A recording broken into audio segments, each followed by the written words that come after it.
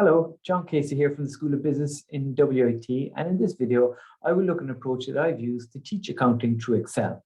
The module that I deliver through Excel is called Advanced Fund Accounting. It's a module well suited to this kind of delivery because it requires a large number of calculations to be performed by the students.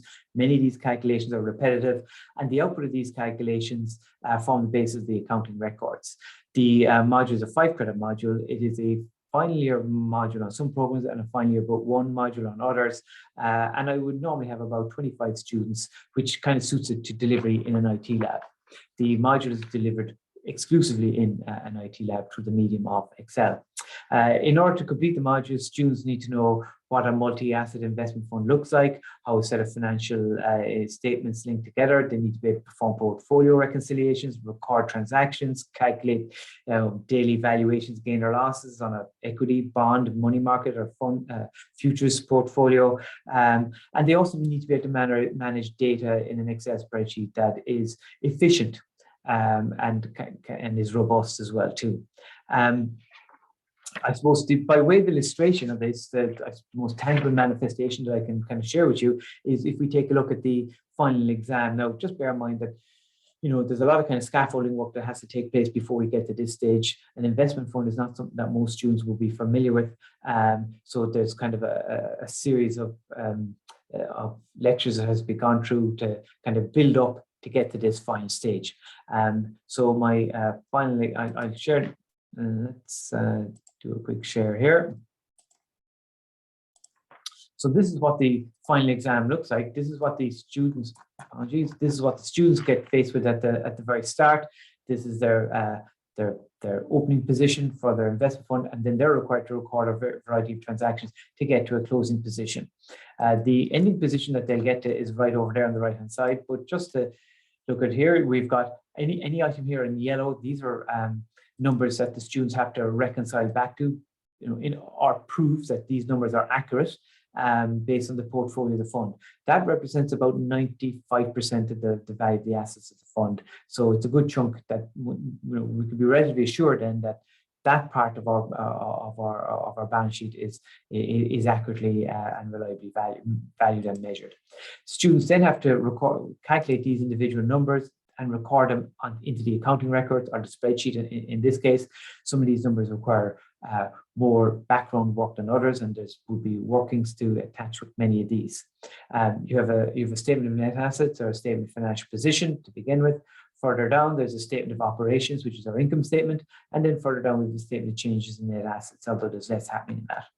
And then all the way across on the right-hand side, as you saw earlier, that's our ending position at the end of the day. Very few marks going for actually calculating this final number. It's what is in here. It's calculating these numbers in here, getting that minus 83,500, for example. That's where the marks are going. Our ending goal is to get to this number down here, this 22.411. That's the published net asset value per share for that fund at the end of that particular day of activity. Just share one or two other items. This is, say, some of the workings of the reconciliations, but I suppose the key issue here is that there's a base kind of set of data that drives everything else here, and everything is cell referenced through and then into the final fund spreadsheet that I was sharing with you earlier.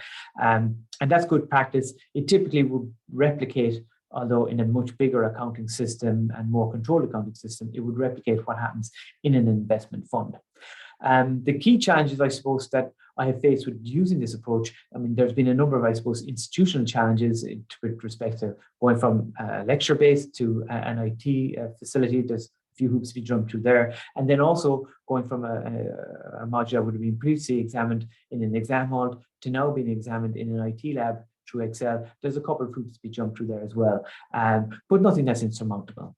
I feel that the students have responded well. They enjoy kind of coming into an IT lab as opposed to what would they be more familiar with sitting in a classroom.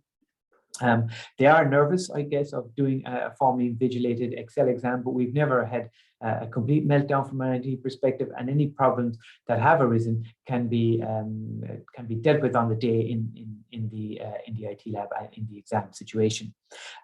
They do acknowledge that being forced to use Excel does develop their Excel skills, albeit kind of very basic Excel skills for the most part. and they enjoy the hands-on approach that is in the classroom rather than listening to me rattling on in a classroom. They get to kind of work and they get to do the examples and work through the examples with me on their PCs in front of them, and they enjoy that much more so, say, than the classroom.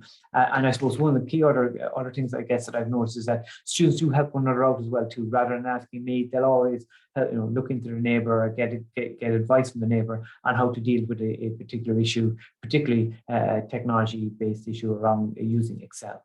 I think the students have benefited from their kind of use of Excel. I certainly have enjoyed teaching this module, and if any of you have any queries or questions or would like some further information, please give me a call or email me. I'm on jcasey@wit.ie.